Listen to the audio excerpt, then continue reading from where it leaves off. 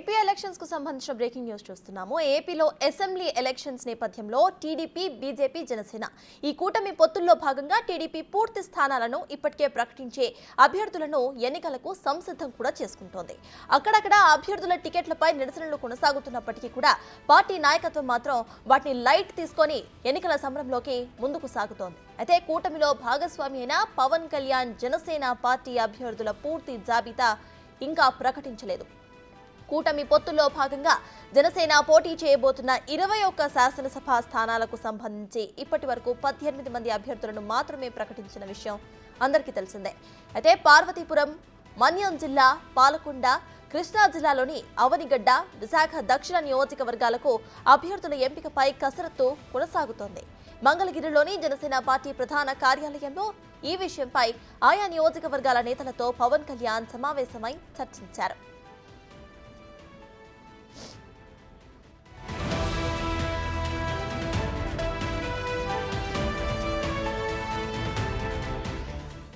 Machilipatnam parliament స్థానాన్ని pending లో ఉంచిన జనసేనాని స్థానిక ఎంపీ బాలశౌరితో భేటీ అయ్యారు.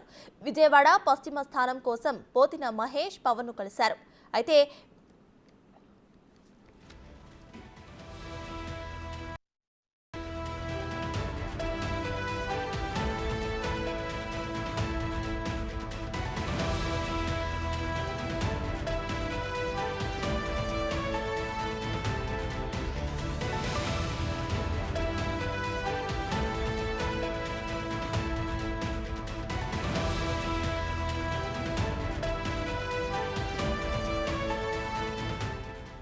అయితే మిగిలిన స్థానాలకు గాను మరో 2 రోజుల్లో అభ్యర్థులను ఫైనల్ చేసేందుకు కసరత్తు చేస్తున్నట్టు సమాచారం.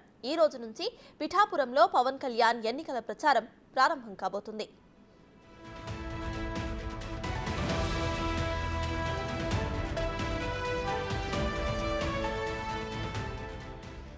ఇదే విషయంపై పూర్తి డీటెయిల్స్ ను మా ప్రతినిధి శివ అందిస్తారు.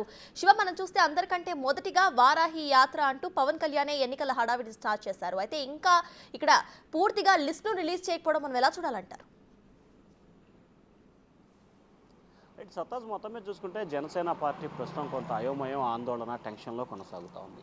మొత్తం 24 స్థానాలకు 21 స్థానాల్లో పోటీ చేస్తామని చెప్పిన పవన్ కళ్యాణ్ ఆ స్థానాలకు అభ్యర్థులను ఖరారు చేయడంలో కూడా ఆయన చాలా ఇబ్బంది పడుతున్నట్లు కూడా అర్థమవుతుంది. మొత్తం 21 అసెంబ్లీ స్థానాలకు సంబంధించి కూడా 18 అసెంబ్లీ స్థానాలకు సంబంధించి జనసేన అభ్యర్థులని ఖరారు చేశారు. ఇక 3 స్థానాలు ప్రధానంగా ఏదైతే పార్వతీపురం, మన్యం జిల్లాకు సంబంధించి పాలకొండ, ఇక్కడ దాదాపుగా భూదేవి పేరుని ఫైనల్ చేసేందుకు జనసేన కసరత్తు చేస్తున్నారు. అనూహ్యంగా కొంతమంది మళ్ళీ తెలుగుదేశం పార్టీ నుంచి అక్కడ ఉన్న జనసేన ఇన్ఛార్జీలు కూడా రేసులోకి వస్తున్న పరిస్థితి కనిపిస్తూ ఉంది. ఐవీఆర్ఎస్ సర్వే ద్వారా వాళ్ళని ఎంపిక చేసే ప్రక్రియ అయితే ఆయన కొనసాగిస్తున్నారు.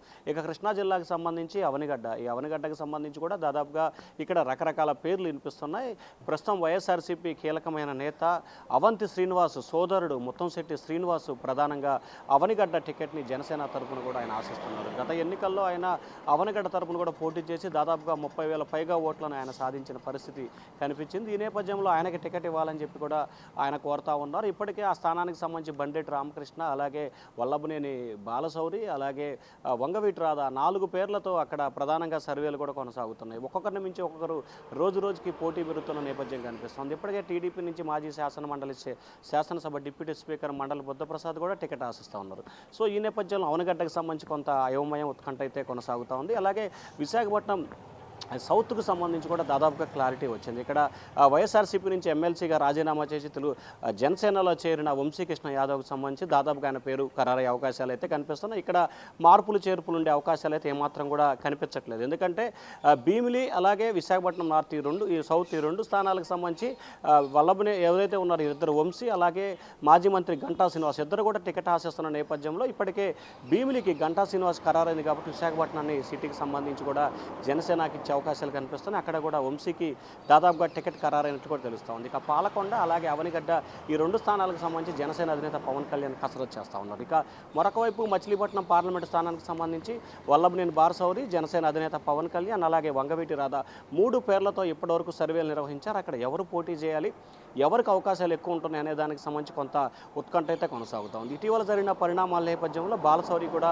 పవన్ కళ్యాణ్తో భేటీ అయిన సమయంలో కూడా తన వరకే తాను ఆర్థికపరమైన అంశాలు చూసుకుంటాను, పార్లమెంట్లో అభ్యర్థులకు సంబంధించి ఖర్చుని నేను భరించలేనని చెప్పి కూడా జనసేన అధినేతకి పవన్ కళ్యాణ్కి చెప్పినట్టు తెలుస్తూ ఉంది. వాస్తవానికి పార్లమెంటు పరిధిలో పోటీ చేస్తున్న 7 అసెంబ్లీ అభ్యర్థులకు సంబంధించి కూడా పార్లమెంట్ అభ్యర్థే కొంత ఆర్థికంగా చేయూతనివ్వాల్సిన పరిస్థితి ఉంటుంది. కానీ బాలశౌరి నా వరకు నేను చేసుకుంటాను, గతంలో వైసీపీలో కూడా ఇదే పాలసీ అమలు చేశానని చెప్పి పవన్ కళ్యాణ్ చెప్పినట్టు తెలుస్తామని, తాను మొత్తం భరించాలంటే 2-3 చోట్ల అభ్యర్థులు మార్చాలని చెప్పి కొత్త మెలికి కూడా పెట్టినట్టు తెలుస్తోంది. ఈ నేపథ్యంలో బాలశౌరి అంశానికి సంబంధించి పవన్ కళ్యాణ్ పునరాలోచన చేస్తున్నట్లు కూడా తెలుస్తూ ఉంది. సో ఈ నేపథ్యంలోనే 3 అసెంబ్లీ, 1 పార్లమెంటుకు సంబంధించి జనసేన కొంత కసరత్తు అయితే చేస్తూ ఉంది. మరొక వైపు కాకినాడకు సంబంధించి కూడా తంగెళ్ళ శ్రీనివాసుకు సంబంధించి దాదాపుగా పేరు ప్రకటించారు. కానీ అధికారికంగా ప్రకటన చేయాల్సి ఉంది. అక్కడ అతన్నే కొనసాగిస్తారా లేకపోతే సతీష్ని ప్రకటిస్తారా అనే ఉత్కంఠ ఇటు కాకినాడ నియోజకవర్గ జనసేనలోను ఇటు అతనిలో కూడా కొనసాగుతోంది. అయితే దాదాపుగా ఇప్పటివరకు మనకు తెలిసిన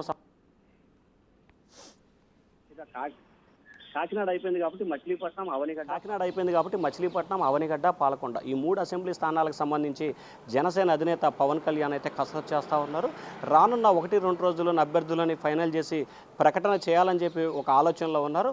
ఒకవేళ ఈ 2-3 రోజుల అభ్యర్థుల కసరత్తు కనుక పూర్తి కాకపోతే ఉగాది రోజున 9వ తేదీ, వచ్చే నెల ఉగాది 9వ తేదీన ఉగాది రోజున ఈ 4 అభ్యర్థులను ప్రకటన చేయాలని చెప్పి జనసేన ఆలోచన చేస్తున్నట్లు కూడా తెలుస్తూ ఉంది. సత్తాజ్ అయితే శివ, ఈ రోజు నుండి పిఠాపురం నుండి అయితే పవన్ కళ్యాణ్ యాత్రను స్టార్ట్ చేసి ఎన్నికల ప్రచారం కూడా స్టార్ట్ చేసినట్టు తెలుస్తోంది. కాబట్టి ఆయన షెడ్యూల్ ఎలా ఉండబోతోంది?